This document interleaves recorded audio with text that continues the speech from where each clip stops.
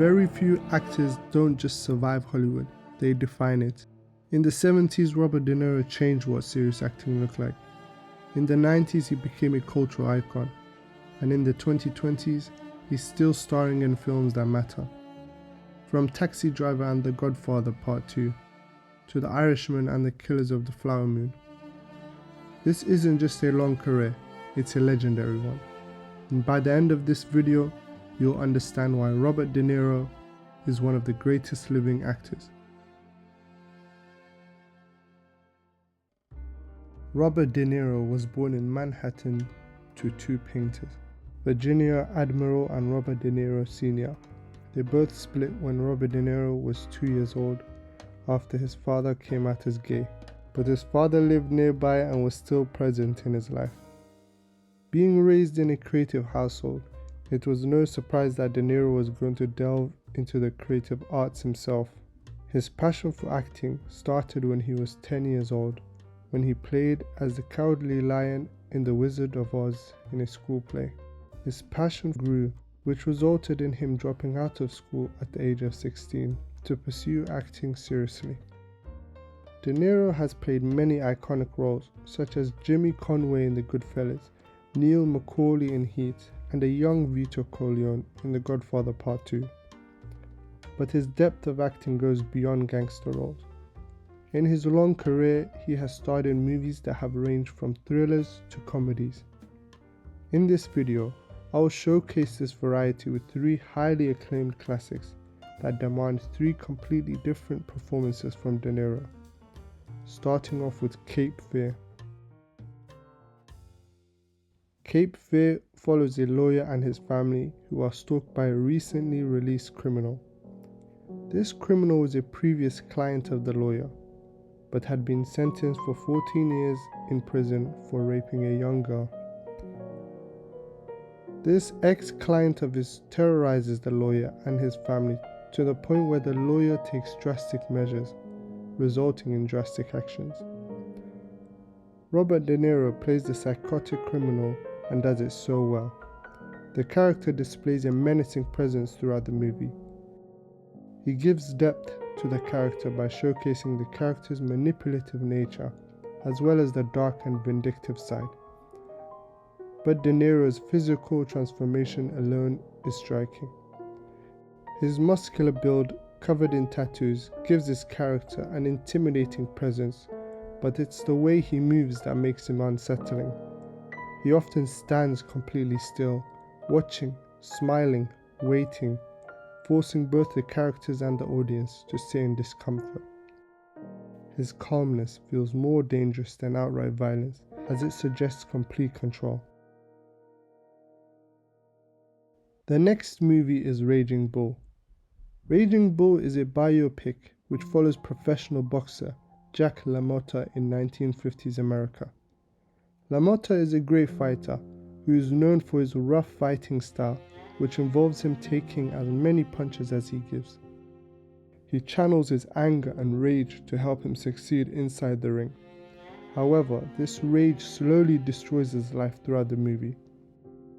He is constantly arguing with the closest people to him from the first minutes of the movie.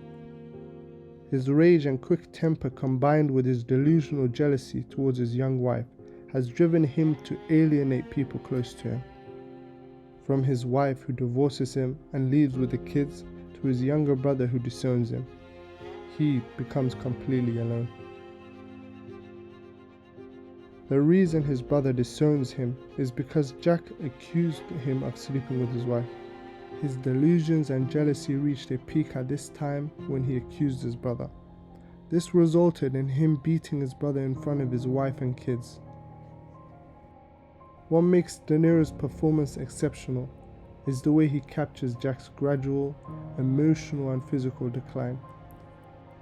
Early in the film, Jack is raw, aggressive and physically dominant, embodying a boxer at the peak of his power. As time passes, that aggression remains, but it loses its purpose. By the end, Jack is a shell of his former self, overweight, bitter, and alone, performing stand-up comedy to near empty rooms. De Niro makes this transformation painfully believable, showing that Jack hasn't truly changed on the inside.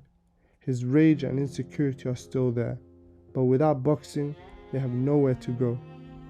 This lingering self-destruction is what makes De Niro's portrayal so tragic and unforgettable.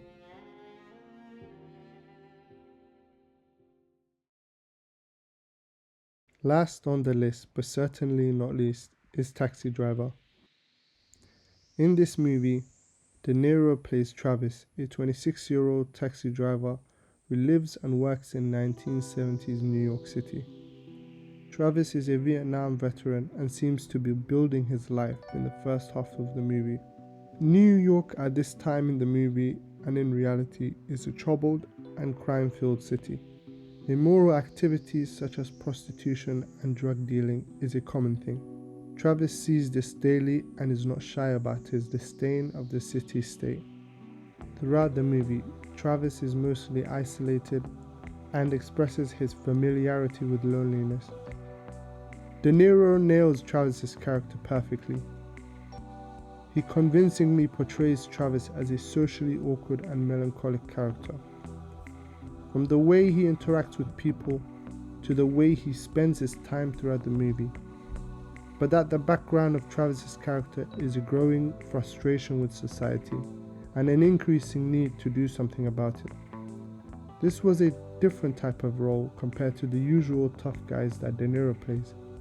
In Taxi Driver, Travis is a mild-mannered, lonely and awkward individual who faces influences of violent thoughts that haunt him in his isolated life. De Niro captures this sadness perfectly, making Travis both unsettling and deeply tragic.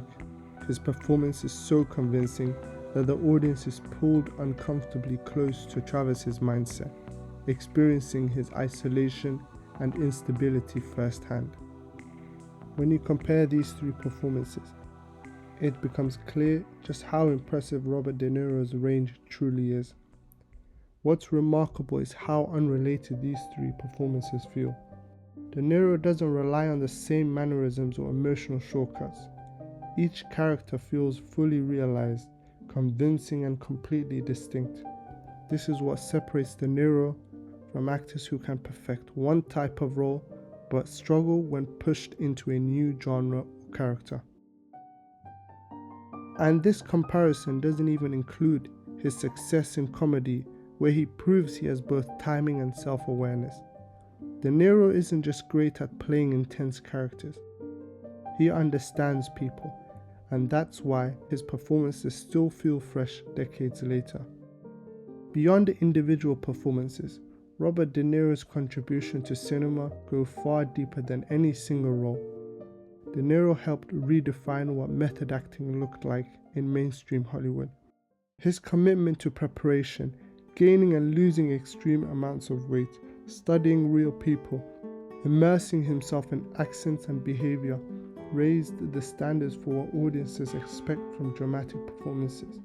He didn't just play characters, he lived inside them, influencing generations of actors who followed.